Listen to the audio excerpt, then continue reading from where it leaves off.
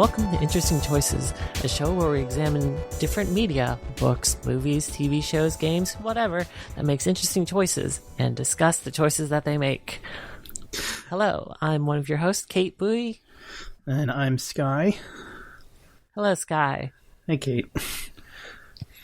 So, this week, or this episode, Yeah. we made an interesting choice as to the film we're watching. And I'd just like to get out in front of this and apologize, because I really remembered this movie being better. I'm actually surprised it wasn't worse. So, but the movie that we're talking about is G-Saviour. Yeah. It was a film from 2000, a Canadian live-action made-for-TV movie, I guess, that's part of the Gundam franchise. So it is a Canadian live-action production with English-speaking Canadian actors in the Gundam universe, kind of. I mean, in as much as anything is. I mean, there's the main universe, and then there's all the offshoots. But interestingly enough, this was actually funded by Bandai in celebration of Gundam's 20th anniversary. It is so weird. I mean, it is Gundam. It feels like Gundam in a lot of places. Like, they are piloting Gundams. They have some Gundam-ass uniforms. Oh, yeah. But then the rest of the movie is very... Not like early 2000s American sci-fi. Yeah. And to the movie's credit, there's a lot more mech scenes than I remember. The CG's kind of actually pretty okay at times for the time, and sometimes it's really not. Yeah, I was surprised at how slow everything moved, and it kind of walks that line between, yes, Gundam are giant pieces of machinery, and no, these giant machines are fighting with swords that are moving very slowly. Yeah. One thing that was a little distracting that doesn't really come up until like later in the final battle is they'll show the mech hits, they're fighting outside, and they'll get hit, and they'll just kind of ponderously fall back or react to it, and then it'll cut to the cockpit, and then it's like really sped up. Like, the impact was a lot more than it seemed like, which is kind of jarring. I get the feeling that they couldn't figure out a good way to cut together the CG and the live action, so they kind of just went with whatever they had. Yeah, that kind of feels like it. And also a funny story, when I was converting this to be able to share it with you, I used Handbrake to transcode it.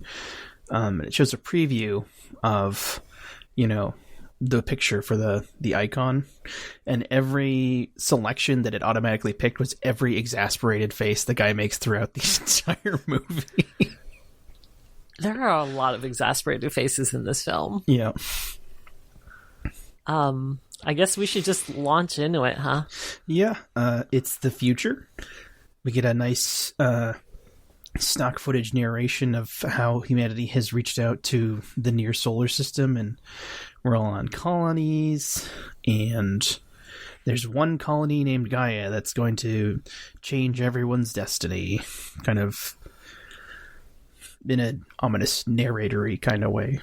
And then they immediately do not go to the colony. Yeah. Immediately go to the Marianas Trench. Yeah, there's a base there where people are doing some sort of research in the efforts to help combat a global hunger problem. Yeah, they don't really offer any exposition to that. You sort of have to pick it up in bits and pieces. Like, there's a project to maybe find a strain of kelp or plankton that can be viable for farming or something, but it shows him like welding some apparatus onto a rock, and they're going to winch it back, but then stuff happens pretty immediately. Yeah, so our main protagonist is Mark Kern. Anyway, he's a white dude. Yep. White Canadian guy. Sarcastic. Much more of a douche than I remember him being. He is a cocky ex like hotshot mobile suits pilot who is now working for this non-military research organization, but Hydrogen. You get the sense that he has more skills than everyone else. Yeah. They definitely kind of play that up with the background characters back at the base. One small thing that didn't end up being anything is the hydrogen logo on his shirt. The O is the Omega symbol. I was like, oh, corporate conspiracy, but no, that goes nowhere. Yeah, there are conspiracies, I guess, but kinda not the ones that you think of. Yeah. But yeah, everyone on this base has like the biggest hard-on for Mark. Yep. At the beginning, I thought like maybe he was in charge, but it just kind of seemed like there wasn't really someone in charge of the place, which doesn't come up until a few minutes later. An event happens. They think there's something wrong with the sonar, and then he gets hit with a big underwater blast wave, and it turns out a chunk of satellite and a mobile suit crashed, and the mobile suit guy is broadcasting his distress signal, and Mark's like, just wait for regular search and rescue. It really just kind of comes out of nowhere. Yeah. A lot of this movie is, I don't know if it's a mark in its favor, but stuff just sort of happens pretty much right away. There's rarely a whole lot of breathing room. Some stuff goes down, and then it's up to Mark, who is the only person sort of out in the ocean who can save this pilot that is in this rapidly decompressing mobile suit.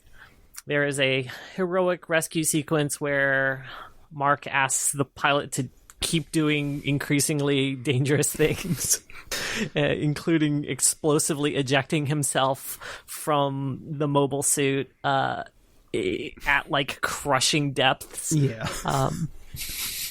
But it's okay because his mobile suit catches the escape pod. Yep, he catches it like a little football, and he was like really resistant to actually helping until it became like there wasn't another option. He's definitely like, this isn't my job. This is somebody else's job. He's kind of like that throughout the movie. When presented with the heroic choice, he will always choose the like, well, what if we did it by the book? Yeah. And at some really weird times too, except for there was like the one time later where he's like, no, I'm helping. Most of the time, he's always the reluctant hero, I guess. Yeah. I don't know if there was like a step beyond reluctant, like almost begrudging hero. Yeah, he's kind of the Han Solo almost of like, fine, I'll do this God. Because I'm the only person that can, but I don't want to. And can we get someone else to do this, please? Yeah, but he manages to get the mobile suit pilot back to the underwater base, and then the feds show up out of nowhere. We don't really. Yeah, it just they're all spread out throughout the station at everyone's like little workstations in their full combat gear, and it's never explained how they got to the bottom of the ocean. Yeah, or really why they're there. I mean, they say why they're there, but we don't really get a preamble to that. Most of that's taken up by Mark rescuing the guy. We don't get like a scene of them receiving a message that someone's coming in. We don't get some kind of ship docking. They just suddenly in a hallway and then they're everywhere. Yeah, and they have an excuse. They have a pretense of like, oh, your base is being invaded. Yeah. Even though we got here before your base got invaded. And the invasion is literally like 4 people in wetsuits. Yep. Coming through the dive hatch. Yeah, and we don't learn this till later, but it's basically 4 grad students. It's 3 grad students and a professor. Right. These frogmen and ladies break into this base and are flopping around in their wetsuits and tanks and stuff, and end up going to one of the labs and securing it after they cut the power. Yeah, they pretty much just have a scene where we see the head guy, and it's very obvious that him and Mark have some kind of history, and he's just like, we're here because of the saboteurs who have invaded. And they're like, what saboteurs? Power gets cut. And then it's like, kind of goes from there. they kick everybody off their workstations, and they're trying to soldier around the workstations and figure out where everyone is in the facility. And Mark's just like, I don't know, I can't tell. And then it's obvious he knows where they are, and they just kind of hide him sneaking off. Yeah, they never explain why he knows where they are. Or really, he gets away with so much. Yeah. So much in this movie. Just because he's like, hey, I'm Mark. Hello. Like, a bunch of soldiers are like walking through the hall that he needs to get through, and he just kind of ducks his head and he's like, I'm Mark. Hi, I belong And here. they're like, okay, just let him by. And it happens like 3 or 4 more times in the movie, and I'm like, what is this man? Yeah. he's just got that lockpick smile, I guess. Yeah, but not real lockpicks, because he's very bad at picking a lock. Yeah, no. He, in fact, immediately comes to a lock. Yeah, he comes to a lock. The hatchway on the lab that these saboteurs have entered, they locked it from the inside with some sort of electrical digital lock. And so Mark just takes like the equivalent of an ice pick and just like jabs at it, unscrews some stuff, and then spends an inordinately long amount of time casually fiddling with the bits, not getting anywhere. He is so useless. Yeah. But on the other side of the door, the grad students are like rifling through racks and racks of test tubes looking for something. Something. We don't know what yet, but it's in there. Mm-hmm. They're pretty sure. Yeah, they're looking through, and then the feds come in with Mark's rival, James? Jack? Yeah, Jack. That's what it was. Boring white guy name. I'm sorry, I could not keep these people apart for like the first half of the movie. But yeah, they have history, which you will learn more about. But he's basically like, "What are you doing there, Mark? Just what are you doing?" He's hey, like, buddy, having fun. Yeah, and then he just has like a remote, and he opens the door with a remote. Mark sucks so bad that on the station that he lives and works on, he does not know how to open the door, which just has a remote. Well, to be fair, he knew how to open it, just didn't work because his key wasn't functioning. Sure, yeah. He spent a very long time fiddling with the thing, but again, a lot of this stuff is never explained why things happen or whatever. But the feds come in, they open the door, and the grad students are finding a thing and grabbing tubes and shoving them in pockets. But then the soldiers burst in and immediately just open fire. Yep. Just spray everybody down. Two of the grad students manage to get away, and one of them gets shot. The person who ends up being the professor surrenders. And they're about to kill her too, but Mark jumps in the way. Yeah, and she spends the rest of the movie in that same wetsuit. It's so frustrating. Not the whole rest. But yeah, for like... all of it except the very end scene. Yeah. Pretty much, like, I want to say like 3/4 to half of the time she's in the movie, she's wearing that same wetsuit. Other people get multiple costume changes in the time period when she's wearing that wetsuit. I feel so bad for this lady. But anyway, so yeah, the scientist is this like cool black lady who's not the terrorist that Mark expects, and so he's taken aback. And then I was very confused about the next sequence, because it goes right from there into this like dream sequence in the past. Where Mark, and you don't really get to see what's going on. All you see are like close-ups of people's faces of different white men shouting while wearing helmets, and that is literally like 2 minutes of screen time. There's a weird color filter.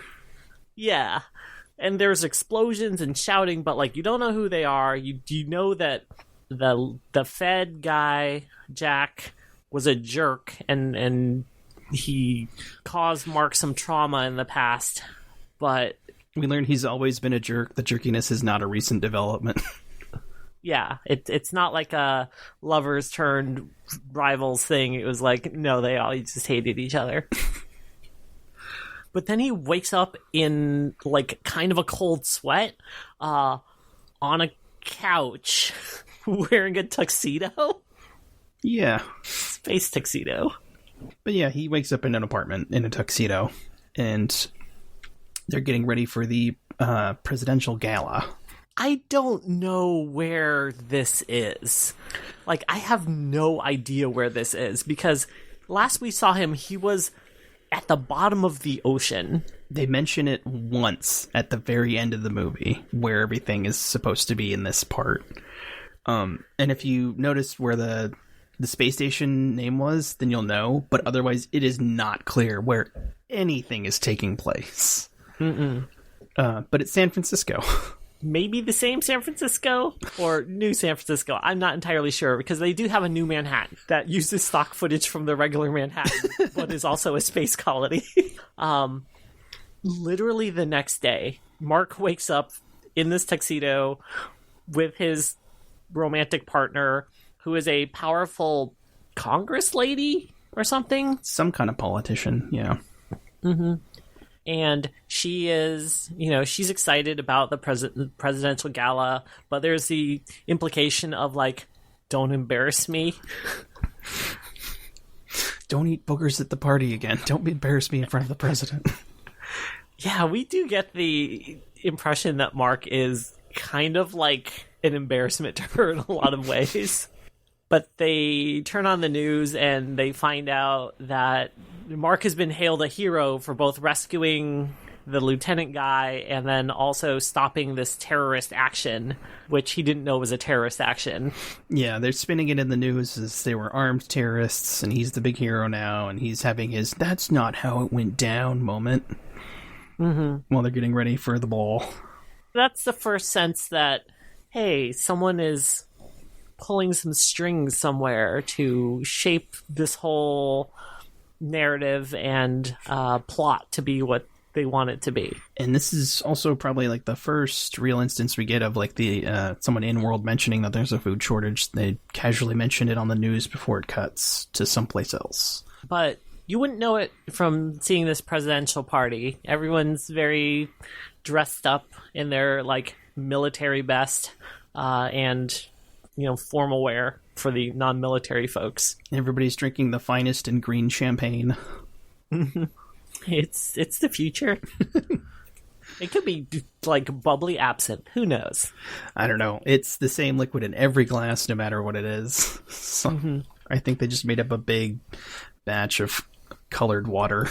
He kind of mingles around the party a little bit and then sees that asshole Jack guy is there.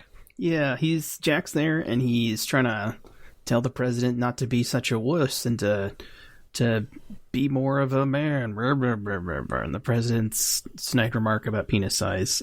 Yeah, you get the sense that Jack thinks a lot of himself, and the reason that he does is because he has the ear of this very high up military guy. I don't remember what his rank is. General Garneau.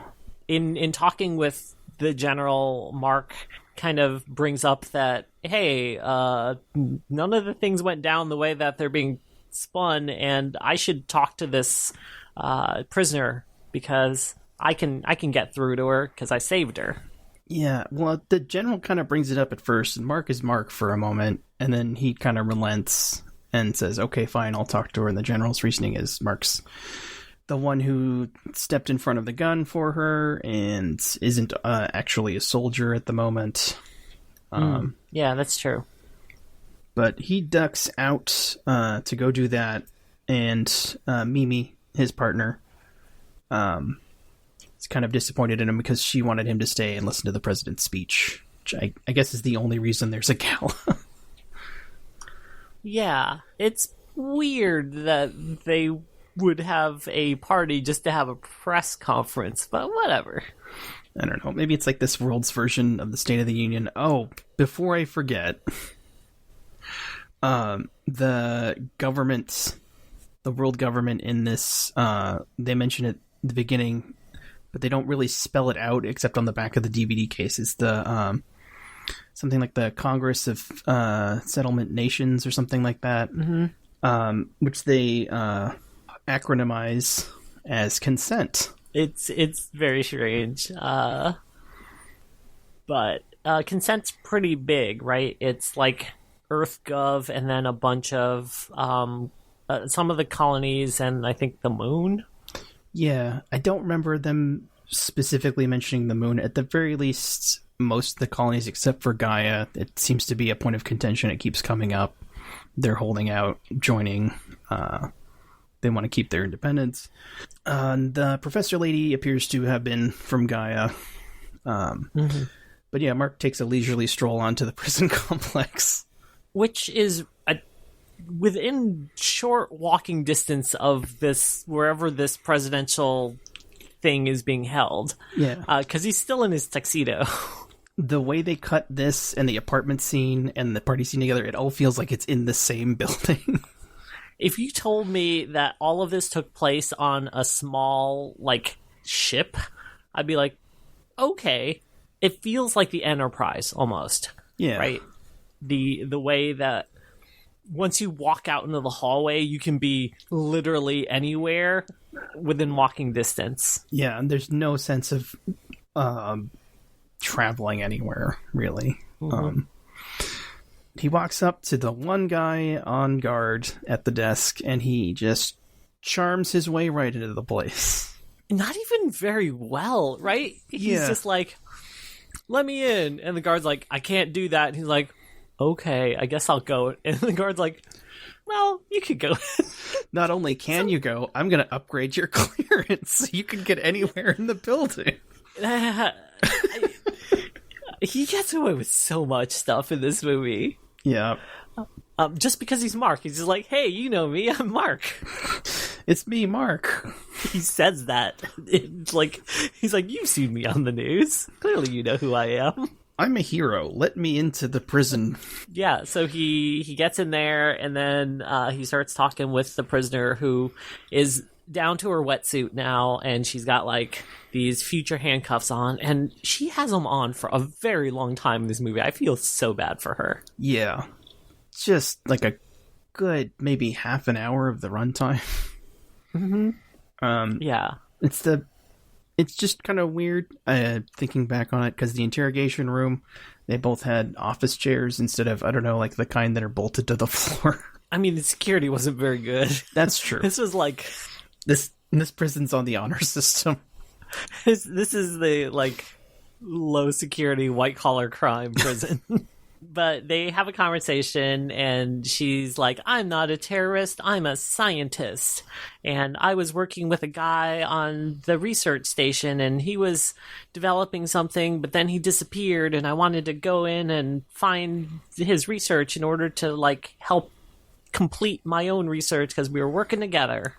Two halves of the puzzle, and I bet when they moved him, they didn't replace him with anybody, huh? Doesn't that seem weird? Yeah, like, Mark's entire turn from being a law-abiding citizen to terrorist accomplice is based on the fact that HR just didn't fill his position quickly enough. I've worked in companies where high-level positions that were pretty important stood open for literally years because we couldn't find the right person. And Mark's like, it has been, like, a week or whatever. They lied about me on the news, and then my boss disappeared. Huh.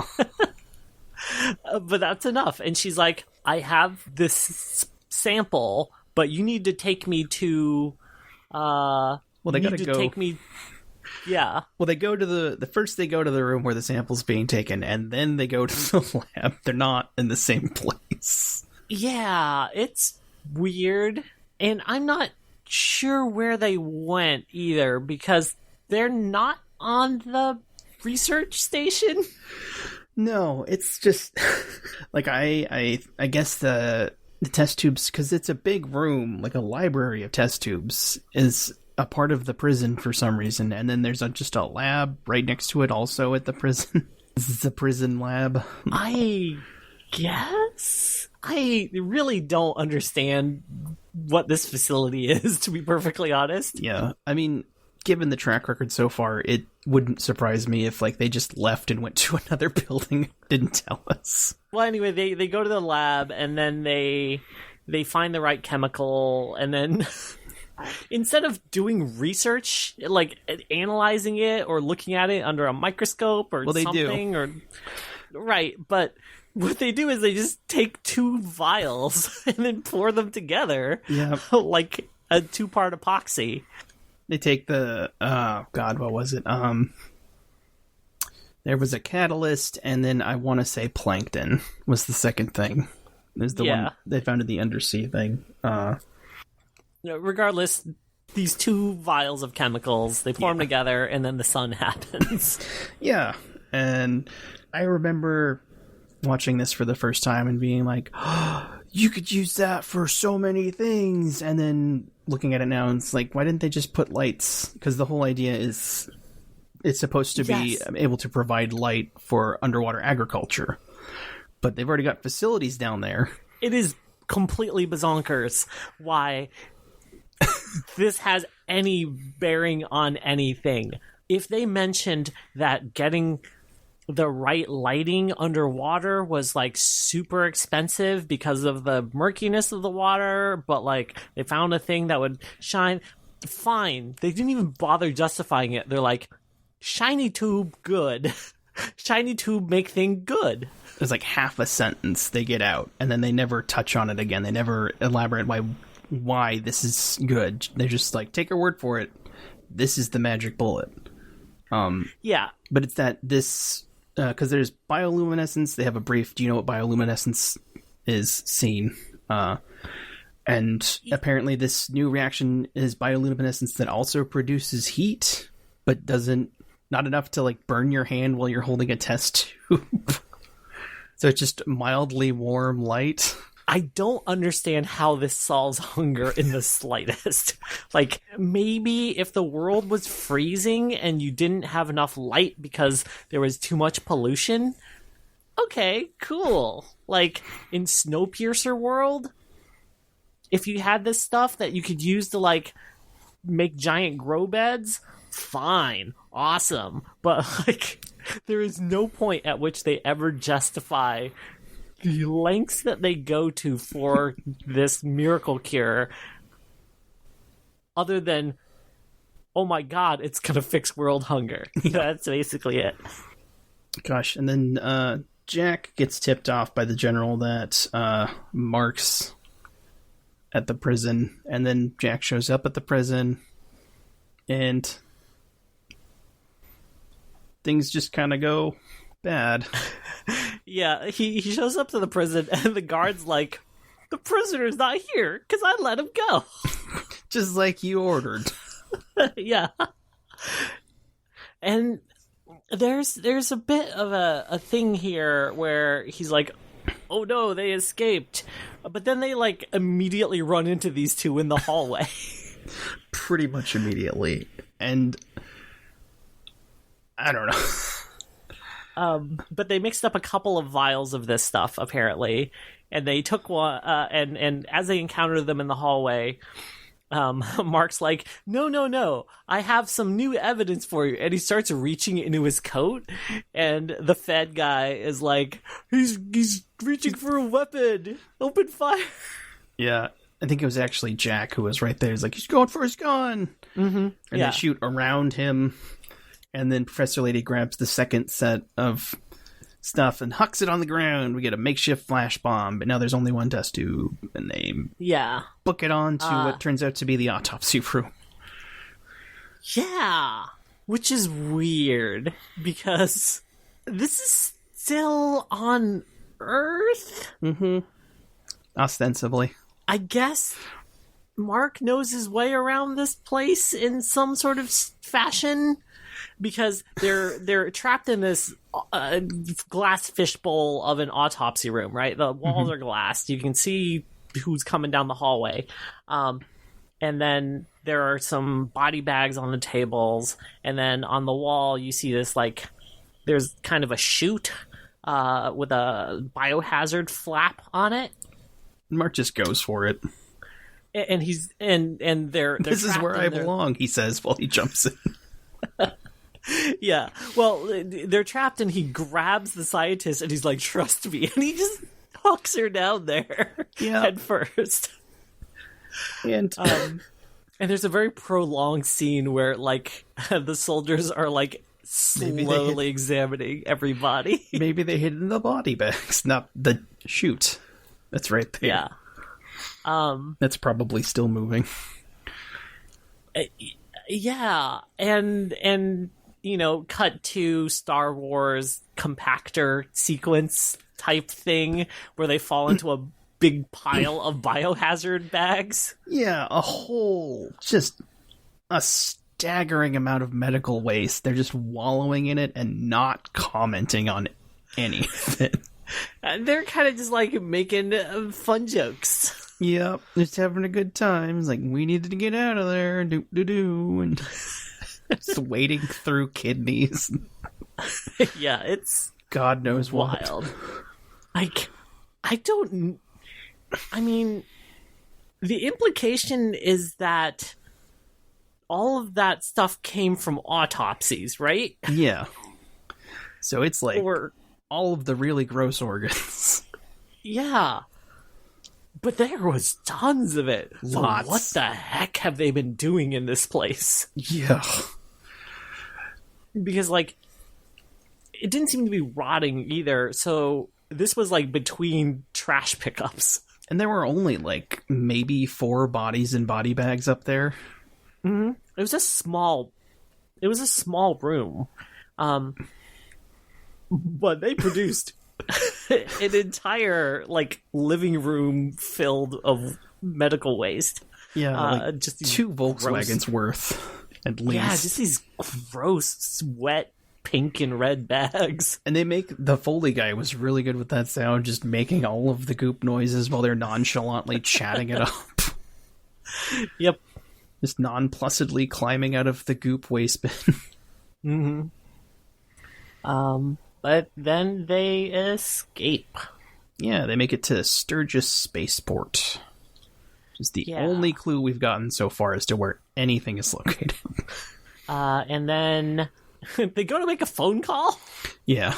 At a future phone booth, and Mark's like, "Hey, honey, can we get your security pass?" And she's like, "You are a wanted criminal, sir. Of course I will come." You killed a man, but I love you. I'll be there in a minute. Yeah. There's a brief interstish. Jack apparently shot the guard that let them through and is blaming it on Mark. Yeah. He did murder that man's.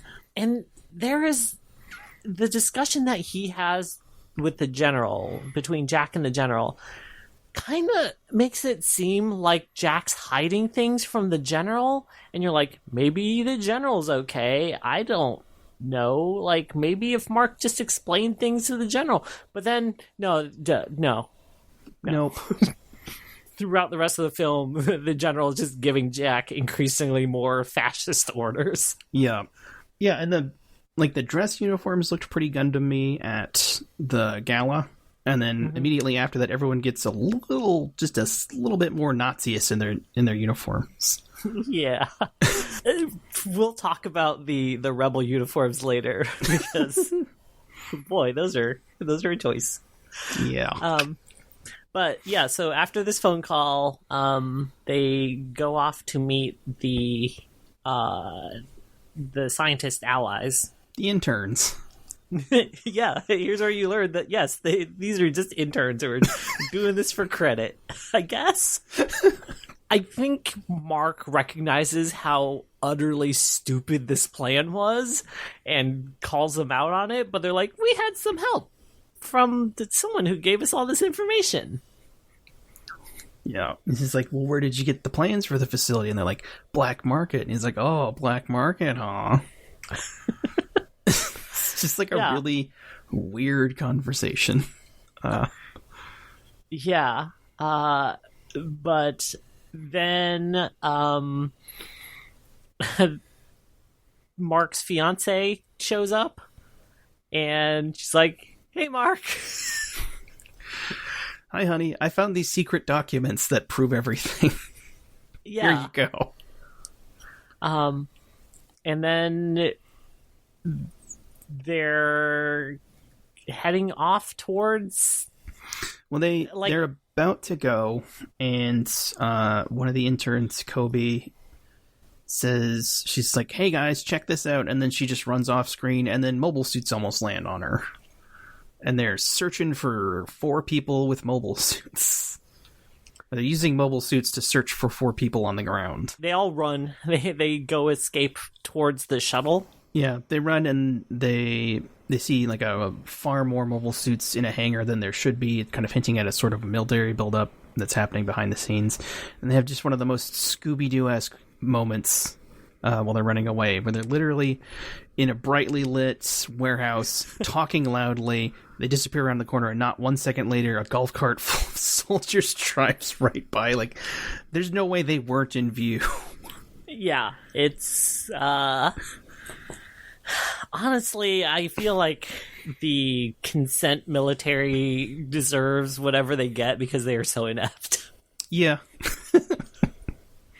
But they get to the escape shuttle that they secured earlier on, and they're about to take off. They're about to part ways because Mimi wants to return back to her life in politics, and the scientist and her interns want to go back to the Gaia colony with their awesome glowy jar. Yeah, with the glowy jar and the glow tube. Cynthia asks Mark for it, and he's like, "Nope, I'm not giving it to you." And it's kind of a like sequence where you're like, "Okay, does this mean anything?" And he's like, "I'm going with you," and you're like, "Oh, okay, fine, sure." Well, I mean, I kind of get it. He's wanted for murder, so he is, but also then Mimi's like, "Okay, I'll go with you too." Yeah, that's the part that doesn't really click. She's like, "Fine, I'm going to."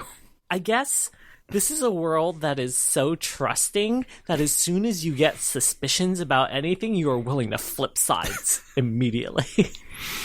Yeah, pretty much, and that comes back later too. Mm-hmm. Well, we get the really kind of short get in the shuttle, take off. Mark and Dieter was his name. Dieter and Kobe are the 2 interns. They kind of have a pissing match over who's going to fly the shuttle. Mark wins. Everybody puts on silly flight caps that don't seem entirely necessary. Yeah, and Mark just wanted to have that little pissing contest so he could sit next to Cynthia. Mm-hmm. Because we didn't mention this earlier, but the entire movie they've been making like flirt eyes at each other. Yeah. Even though his fiancée is like literally right behind him. Literally right there, within earshot. Yeah, but it's okay. It's whatever. They're cute. It's fine. I gotta say that at least they sold the chemistry between those two pretty well. Yeah. I could see that. Okay, I could see the potential of something happening between those two even before it was made explicit. Yeah. That's surprisingly a difficult thing. A lot of far better movies have not gotten right. Yeah, better movies have stumbled over less. There's a brief launch sequence. They get out of the atmosphere, around a loop-de-loop and up a ramp and out into the wild blue yonder, and I think that's when they get to New Manhattan. Right. This is a part that I did not remember from the first time I watched it until now, so I was just completely off guard. They fly the shuttle to one of the sides of the space colony, and they go to meet their contact in New Manhattan at a party, some sort of event where there's a lot of drinking and a bartender. That whole sequence was so terrible. I did not get exactly what was going on. I get that they were trying to get the code word to him, but like, does he just shoot up anyone who gives the wrong drink order? Because that looked like what was going to happen. I guess so. I'm not sure. Like, I didn't know what that gun implied because he was clearly working as a bartender. You could expect to order literally any drink from it. I thought it was just they used the wrong code word. Yeah, except he should be expected to make drinks because he's a bartender and dressed like a bartender behind a bar. They just had probably the fanciest outfit there was, like a wide open jacket with sequins and sort of a mesh front shirt. And really just done up with really great hair. Like, this guy was there to work. Mm-hmm. Yeah, like, he would not be out of place in, like, The Fifth Element. Yeah, definitely. But Mimi walks up to the bar and orders a martini, and the bartender starts reaching for a gun. And everyone's like, no, you want the Felipe margarita. It's like, no, I want a martini. And as they're going back and forth, he's reaching for and then taking his hand away from the gun multiple times. Yeah, it is played up comedically, but in the worst way possible. Yeah. And then Philippe shows up. Yeah, Felipe is just standing there. He's like standing like 10 feet away, like by a wall. Hears people shouting his name in proximity to margaritas, and he's like, oh. Whatever system that they devised that involved using the guy's name as the code word.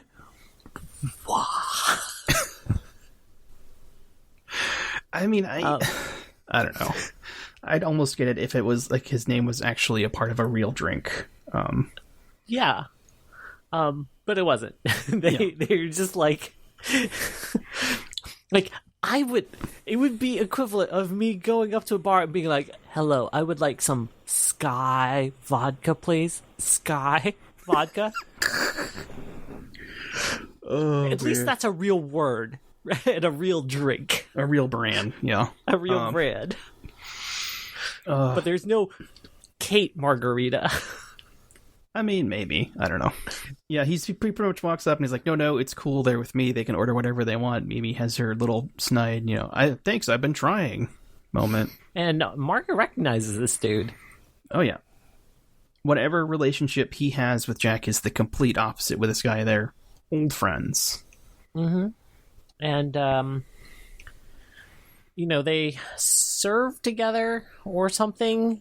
And whatever happened in the intervening time between when they worked together and now, Felipe has done well for himself. Oh, yeah. He's got the club. He's got heavily armed bartenders. He's part of literally the Illuminati. Yeah, the rebel organization in this is the Illuminati. And he also has, like, manufacturing capabilities for giant weapons of war. Yeah, they have a brief discussion, like a brief catching up, comparing of notes scene. They show him the glow tube. He's reasonably impressed. They have do you know what the Illuminati is? And they have a brief chat, and then Mimi lets on that she knows more, or she has a moment where she gets to show off that she knows a lot. And they cut to them talking in a theater. For some reason, the audio was kind of bad in this part, so I didn't hear everything they were saying when they were walking down to the stage. But, yep, there's a Gundam there. Yeah, there's like an entire Gundam bay behind the screen of this, like, sort of period theater. Yeah. And Felipe is just like, hey, you should super pilot that. It'd be totally awesome. Mm-hmm. And Mark doesn't give the most Mark response ever, but he's pretty Mark about it. Yeah, it's not quite a get the robot Shinji type moment, but it's like maybe if it comes up. Yeah. He's not particularly like stoked about it, but whatever. But then they pull up the big screen and there's more news. I think this is when Jack was at the facility. Like, they flew reporters halfway across the world and took them down to the actual underwater facility so he could, this is where they infiltrated and this is where that guy was shot. But apparently their control of the media is not particularly good, because there are definitely reporters that are like, wait a minute, we heard that it was not exactly like you were saying. And where did they get that gun that they shot that guy with? Because they didn't have it and no guns were stolen. And question mark? And he's like, no more questions. The person who has those answers is the person that we're accusing, so you just shush your face. Yeah, and then there's this whole sequence where they're trying to make it seem like the underwater research lab was useless and didn't come up with any new innovations, and they're like, well, the terrorists were doing us a favor by shutting this place down. Consent is cartoonishly bad at being cartoonish villains. Yeah, it's like on a whole nother level almost at times. With the support of Felipe and the Illuminati, they decide to take all the things back to Gaia. Because there's a reason? I don't know. They need. I know they need the magic glow goop to solve world hunger, and it needs to be on Gaia, I guess. I mean, at this point, we don't know why they're going to Gaia. We find out later why. Yeah. But at this point, it's just I guess we gotta go to Gaia, because that's where we live.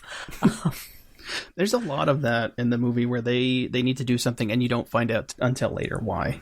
It's a lot of people taking a lot of decisions on faith and asking the audience to do the same. For some reason, their path to Gaia takes them directly through a big old debris field. Which is weird, because space is big. The base is big, but also, I guess maybe this is a secret route that they won't run into. Dieter just kind of sort of mentions this is the only place they aren't patrolling, I guess, because of all the debris. So they fly through this debris field, but they don't bother charting it or anything. And then they immediately get into a lot of trouble when there are all these giant pieces of debris that are gonna bombard the ship. Debris in the debris field. I want to see the manager.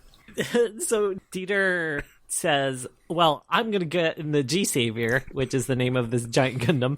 Yeah, they never call it a Gundam. It's the G-Saviour. It's always the G-Saviour and only the G-Saviour. They never say the G word in this at all. Nope. Everything's a mobile suit or G-Saviour. They say MWAs a couple times, but they never spell out what that acronym actually stands for. But it's obviously meant to refer to mobile suits. Mm-hmm. But he gets in, but Mark is like, no, I'll finally, you stay here, you pilot the ship, I'll get in the robot. I'll do it.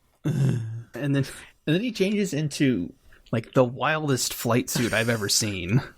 It's full brown leather with a fur collar and a big leather chest piece and shoulder pads. He looks like he's about to do some football. Yeah, his shoulder pauldrons are literally spheres. Yeah. He looks like a poodle. It's super good. Yeah. They found this the most BMX leather jacket they could and then put some football armor over that and then painted that in leather. I want to say that it probably calls back to some sort of classic Gundam pilot suit design, but I don't know.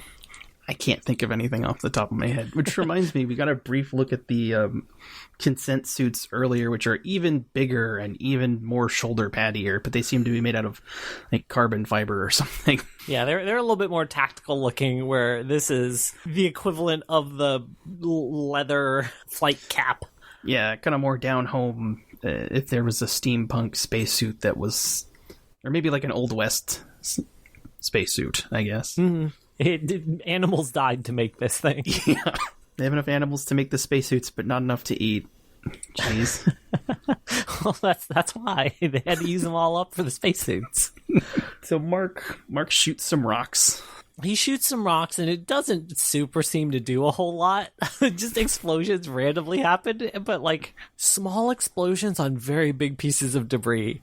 Until there's finally one piece of debris that's too big for them to go around, and so he takes out his beam saber and he cuts it in half just in time for the ship to slip through, and everyone cheers. Literally, they cheer.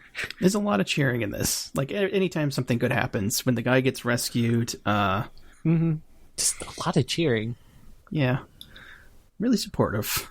But they make it to Gaia, and it's pretty obvious when they get on what kind of dichotomy they're going for with the uniforms, because everyone is wearing warm colors and natural fabrics, and there's lots of wood and plants. It's very earthy and warm. I've said warm twice now. It looks like any civilized planet the Enterprise would land on. Yeah. They're dressed in like spacey outfits, but like contemporary casual space outfits. Soft reds, greens, yellows, warm browns.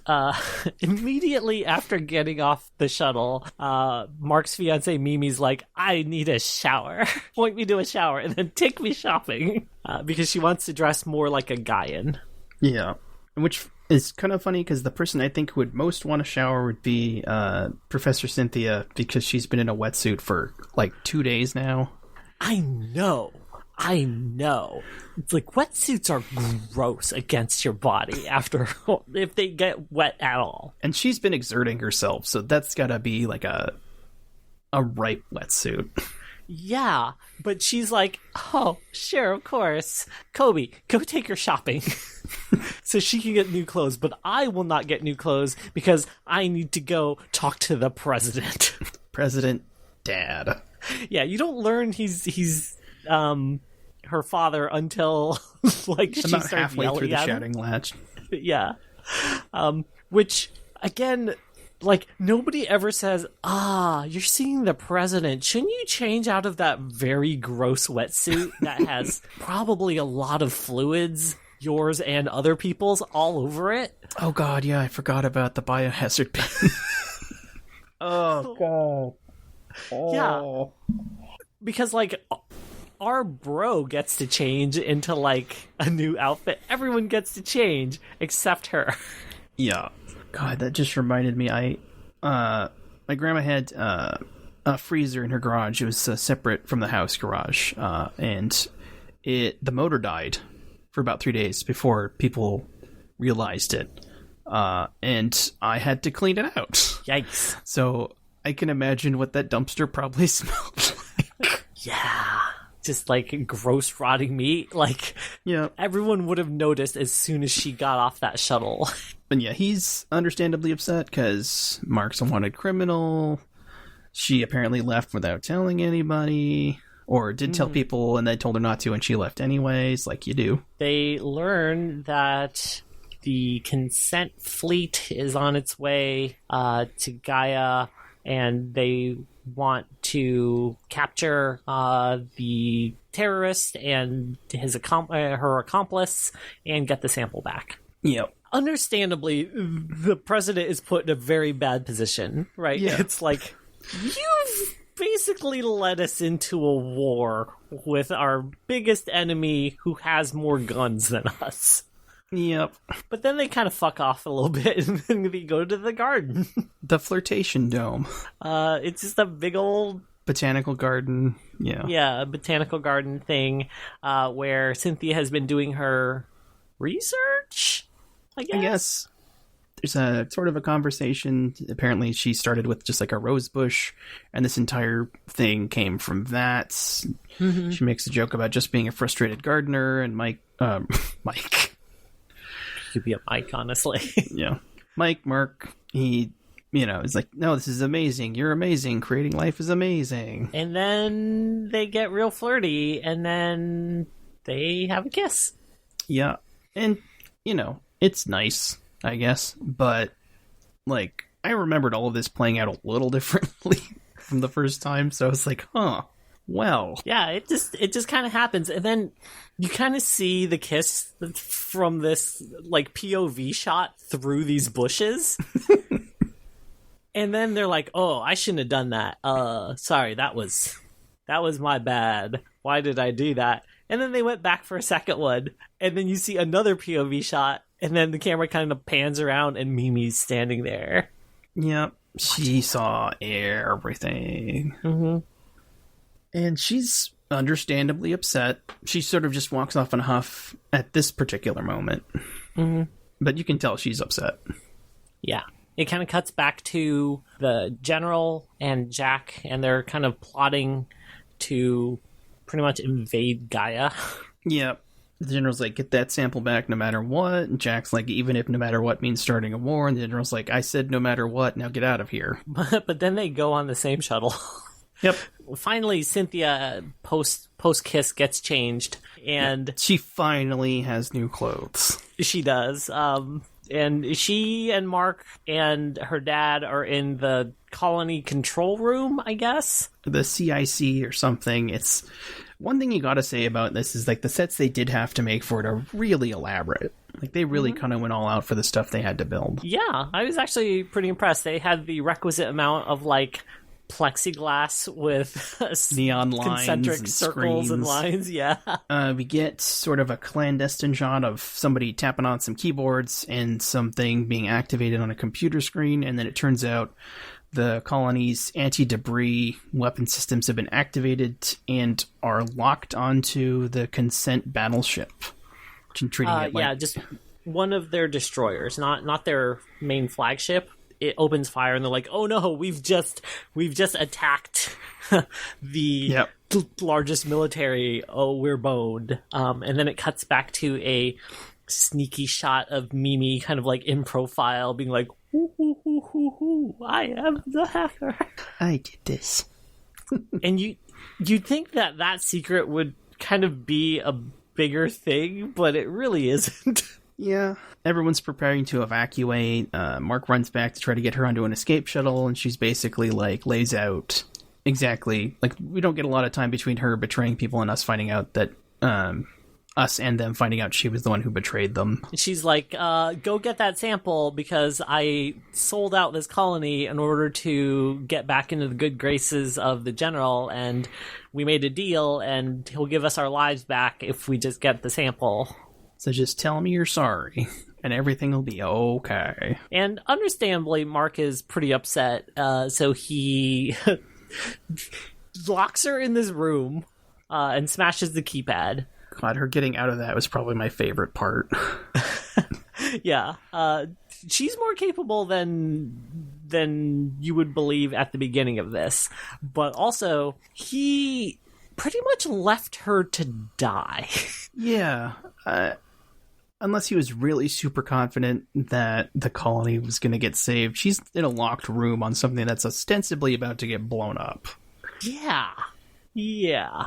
So that probably isn't good for their relationship. No. Before he locks her in, she's like, I know everything. I know the truth, but I forgive you anyway. Like, it's okay that you kissed that lady because I sold out all these people. You did a boo-boo, I did a boo-boo, let's make up. Yeah. He's like, I mean, I definitely made a mistake, but also you did a genocide. So, stay here. They kind of gloss over it before at the kiss, and it's probably one of the weaker things about this, is they kind of try to retroactively set up that their relationship was on the rocks, and he wasn't fully into it, but there's no mention of it before this, and they kind of have reasonable chemistry up until this point. Like, they seem like they're good friends, at least, you know. I mean, she was willing to, like, go on the lam with him. Yeah, like, she stole government documents to help him out that she didn't even need to look for. Yeah, it's kind of a 11th hour, like, envillaining of her, just to justify getting the other two to hook up. Yeah. See, when I was thinking back on this before I watched it, for some reason, events rearranged themselves so that she betrayed everybody, like, she was just kind of dragged along unwillingly, betrayed everyone, and then Mark and Cynthia became an item. And seeing it play out this way, I was just kind of like, huh. I mean, I guess that's the way to do it. Yeah, Mark definitely is not. He doesn't have the cleanest of hands in this whole this whole affair. Yeah. He basically ruined his life, his fiance's life, the life of everybody on that colony. Yeah. But yeah, they make an impassioned plea for him to lead their security, their self-defense forces, and he says a big nope to that. But then he agrees. After his fiancée betrays him, he's like, well, I guess I'm back here because I got nothing else, you guys. So he divides them up into squads and then tries to... It's weird that he would be leading from the CIC. Yeah, he really doesn't want to be out there for some reason, but he's just like, okay, engineering is call sign Echo, farmers are call sign Foxtrot. But he basically puts a bunch of civvies in mechs and is like, go fight the army, you guys. I will lead you. Everybody pick teams. And understandably, they get completely wiped out. It doesn't go super well, but I completely forgot. On the shuttle ride between Earth and the Illuminati, we do get a little snippet of backstory. Why Jack and Mark don't like each other. That whole thing. There was a routine exercise. Someone had an accident, was in distress. Mark wanted to go rescue that person. Jack said no. There was no hope. It would be a waste of time and possibly destroy 2 machines instead of just one. So the guy died and Mark quit the military. Yeah, it was a... training accident, I think. Yeah. Like, it definitely... It was kind of unnecessary, honestly. We already knew Mark was a good guy. Yeah. He already saved the cat. Yeah. But it was the save the cat moment. Well, they set it up. They had to pay it off somehow, I guess. I don't know. Yeah, maybe. But also, it is the, like, setting up Jack as the ruthless, like... the main antagonist. And, yeah, the whole point of contention was that, like, he would put this very expensive piece of equipment at risk for nothing. One human life. Yep, because then Mark turns around and sends a bunch of civvies out to die. Oh, yeah. And they only mentioned it kind of once, but, like, they're piloting, like, outdated suits. It's not clear how exactly, since we don't have, like, a clear timeline, but they're apparently bad, not great suits, and the military is flying cutting-edge, top-of-the-line stuff, and things aren't going well. People are getting exploded real good. A lot of the pilots kind of look the same in their armor, so I couldn't tell exactly who was dying. But at some point, like, almost all of the people with names in the squad end up dying. Not except Dieter, weirdly. Except for Dieter. I was sure Dieter was gonna, like, die, and it would be the big no moment. But he makes it through. Yeah, he like his suit gets all smushed up, but our hero finally gets in the robot, launches, and then does his heroic fight out in space. He G's in that Savior and then G's out into the battle. Yes. But it wasn't super helpful because immediately after he gets in the robot, the colony is invaded. Pretty much. Yeah, there's one almost wonders what the point of the mobile suit battle was, but he gets into his big fight with Jack. Meanwhile, boots are on the ground in the colony. The general meets up with Mimi, and Mimi's like, "Oh, I'll take you to where the sample is located," and then they like turn a corner. Basically, and Cynthia and Kobe are standing there, and Mimi's like, "Hey friends, what's up? Do you have the sample? Do you have the sample? Give it to me, soldiers." There was, like, no time for that ruse to even play out. She could have just been like, these people got it. And then there's a very long exchange where they're like, "Give me the sample." "No. I want to destroy the sample." "No." "I thought you just wanted to control it." And it's like, no, selective starvation is a much more powerful tool than just controlling the food supply, which isn't that the same thing? Yeah. It's weird that a general would be like, okay, I'm going to destroy this thing that could give us infinite food resources for my army. Yeah. But whatever. It's the point at the movie where they're like, if you weren't 100% sure these guys were evil, they just really want you to know. Mm-hmm. They're evil. But Kobe makes a heroic choice and grabs the sample and runs with it and promptly gets shot in the bag. Pretty much immediately. Yes. And as far as I could tell, the only explosion was on the bag. But she's down and Cynthia's like, oh no. But then outside, the tide of battle is turning. Jack and Mark are having their epic confrontation outside, and Mark gets his arm stuck in the side of the colony. Some pipes.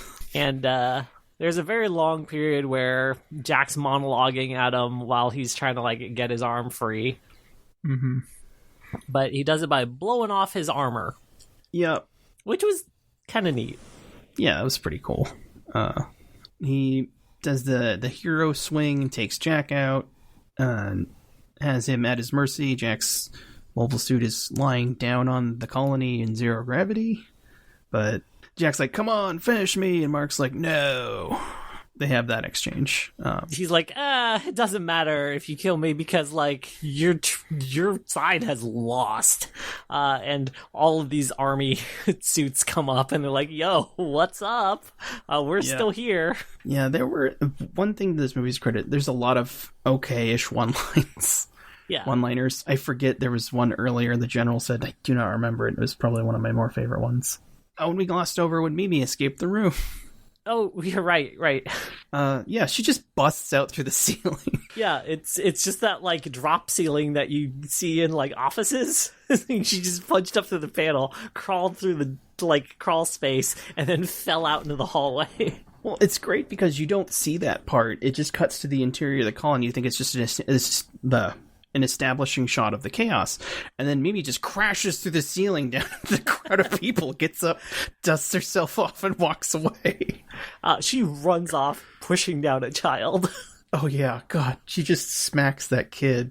Yeah, they establish that she sucks. But yeah, Mimi's a complicated character, and honestly, she's the most complicated character, and I kind of like her for that, even though she's a terrible character. Yeah. They're having their moments. Jack says, I'm having a bad day, but yours is about to get worse. Army reinforcements show up. Things start looking kind of bad. But then the Illuminati shows up. Yeah, like a bazillion Illuminati show up and just start picking off the army, and they're like... in their own Gundams. Yeah. Like, they literally have a communique over the radio where it's like, a force twice the size of our forces has showed up. It's like... Yeah. Okay. Felipe's like, we got this. You go in and take care of things inside. And you're like, what does that even mean? Because as far as we saw, it was just a bunch of soldiers and the general fighting some scientists and civilians. Yeah, not even really doing all that much. They're pretty much just there to get the test tube, the glow tube. They were not a particularly effective military occupying force. But then it immediately cuts to, like, Mark switching out his armor for, like, ground-based combat. Oh yeah, he swaps, makes a swapsy, and he goes inside the colony to fight mobile suits in there. Yeah, but that doesn't really go anywhere. Nope. Like, they're fighting. Yeah. And then the general and Jack are like, uh-oh, things are turning bad because all of these new Illuminati guys showed up, so we should just bounce. We should bounce. Yeah. Let's steal one of these shuttles and we'll bounce. Yeah, Mimi's like, I'm having second thoughts. I'm gonna reverse pickpocket the goop back into Kobe's jacket. Yeah, because she was like, oh, it's okay if we steal this research as long as someone has the research, because then that'll help somebody. But the idea that, like, it would get destroyed entirely was a bridge too far for her, even though the genocide was okay. She was fine as long as some people got helped, but if nobody's being helped, well... Yeah, it's basically like you're a fascist, but if you're a fascist for our side, that's all right. Oh no, you are just a fascist. Oops. But they go to get on the escape shuttle. The general makes a last-minute audible. It's like, no, if we're losing, we want one of their shuttles. That way we can sneak away, which goes about as well as you'd expect. On the shuttle, he's like, all right, Mimi, give me the bag. I want to get the sample and just... Why didn't they just smash it before? I don't know. Yeah, I have no idea. And she's like, ha ha ha, guess I don't have it. Bamboozle. And then she like kind of goes out with a heroic sacrifice, but it doesn't feel earned. Yeah. The consent mobile suits see a guy in shuttle flying away and they immediately target it and they're like, we're being targeted by our own guys. And I don't know why they didn't radio. This whole sequence was just so odd. Mimi has a big ol' laugh at the situation, and everyone in the cockpit looks back at her, looks back out the window. There's a beat, and then they go, ah! And then they get blown up. Yep. And then the war is over. Yep. War over. They go back to the colony where like they're picking up the pieces, and you see Kobe being hauled out on a stretcher, and Dieter coming in and be like, Kobe, hang in there. Because clearly there are feels. I'm just glad both of the interns made it through the movie. There's a big speech. President Dad gives a rousing speech about the future, and now they're independent. But they were independent before, but they're more independent now. And then Mark meets up with Cynthia, and they kind of have a, well, I gotta get going moment, but then they're back together. And it was the most awkward I gotta get going moment, because like she starts like kind of asking him all of these things, and he's just like, I'm just gonna sit here if you're just gonna like monologue at me in this super passive aggressive way. And she asks him to stay on the colony with her because her dad will give him asylum and pardon him for his crimes. And he's like, no, I need to go back to Earth to stand trial for the crimes I gotta prove that I didn't do the crimes that they said I did, and that I actually did the crimes that I really did do. Yeah, I think at this point, where there's ample evidence that you've committed high treason. Aided and abetting a criminal, stealing that shuttle, something to do with top secrets, I'm guessing. Like, actively fighting the military. Yeah, straight up war crimes. Yeah, aiding and abetting the murder of a high-ranking general and lieutenant or whatever. Like, but he's like, no, I'm gonna do the right thing and turn myself in, and you should come with me. I gotta prove that I didn't kill that one guy. Yeah, so come with me to Earth and we can both go to prison together. We could be prison buddies. And she's like, that's all I've been wanting to hear from you. She accepts. Yeah, roll credits. Yeah, Mark is an idiot. He is an idiot from the beginning all the way to the end. At no point does he ever feel in control of his destiny or make any decision that wasn't immediately thrust upon him by someone else, other than the ludicrously bad decision to go stand trial at the end. I mean, like, there's the part where just after they fired the automatic defenses accidentally fired on the battleship. He's like, no, we gotta surrender right now. We need to sort this out diplomatically. And it's like, no, they're gonna come attack us. We kind of need to not surrender. Yeah, and there's a line that's like, oh, they're jamming all of our things, so we can't surrender anyway, Mark. So suck it. Yeah. Your advice is consistently terrible the entire movie. He's just constantly failing upwards. Yeah, he is. Right into space. If they stayed on that colony, there's a good chance he would have ended up president. But instead, he's just gonna fail his way into becoming president of consent, probably. Yep. And it's just really, I think, worth noting at this point that Consent is the evil organization and they're being taken down by the Illuminati. I just feel like that's important to take that and just say it out loud. Yeah. The Illuminati are the good guys in this somehow. It's. I think someone was trying to have a little fun in the script because Illuminati, Lightbringers, glowing tube, bringing light. I don't know. Yeah. It's cute, but it's like... Yeah, there's not a clear through line between, like, independence and a glowing tube. Mm-hmm. There are a lot of things in this movie where the consequences of an action are only there because someone tells you they are the consequences of that action. There's no cause and effect, really, that the audience can piece together. Stuff just sort of happens, and either something happens because of it, or we're told something happens and we just have to accept that. Honestly, like, I could see this being like a pilot for a TV series. Yeah, it really felt like a pilot. I wouldn't have minded like a live action Gundam show. Mm-hmm. That wouldn't have been a bad thing, especially in that weird late 90s, early 2000s aesthetic. Mm-hmm. You could say this and Island City share some DNA. Yeah, they definitely come from like the same sort of school, I guess. Mm-hmm.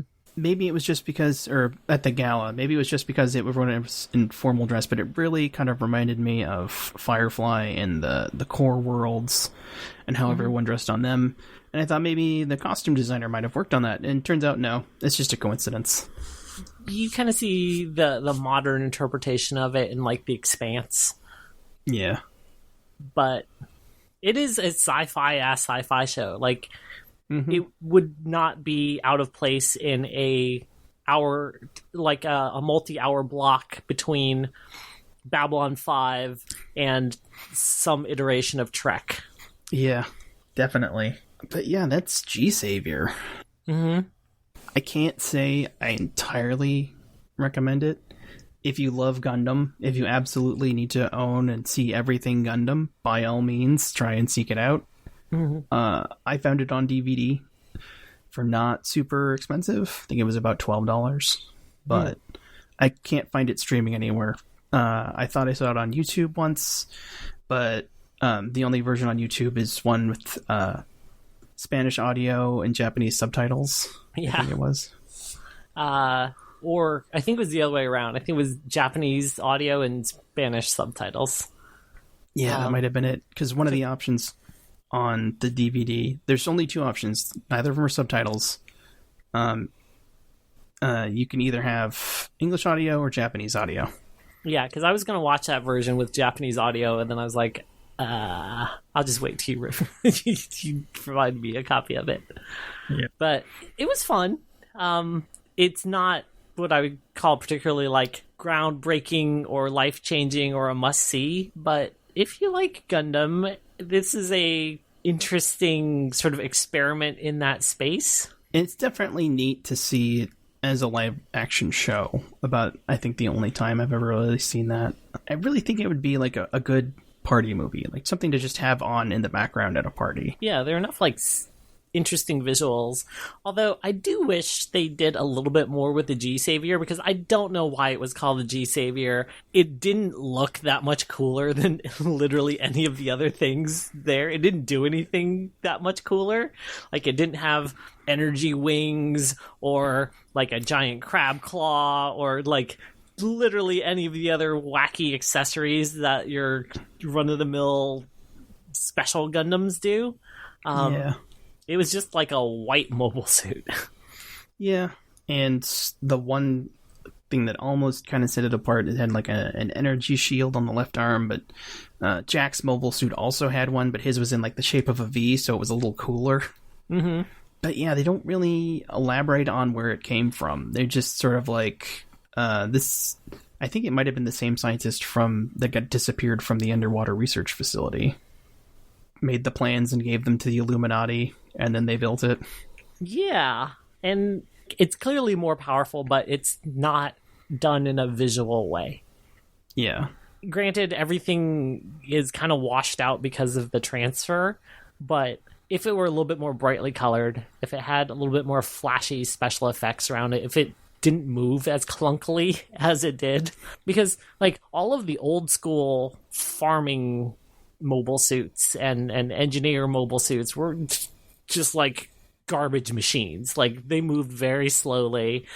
They could barely fight. If they just had these move at regular human speed, it would have been night and day. Yeah. Definitely not the worst thing in the world. Definitely not the best thing in the world. Give it a solid sure. Yeah. Yes. Sure is about as far as I will go with the rating on this. But that was G-Saviour. So where can people find you on the internet, Sky?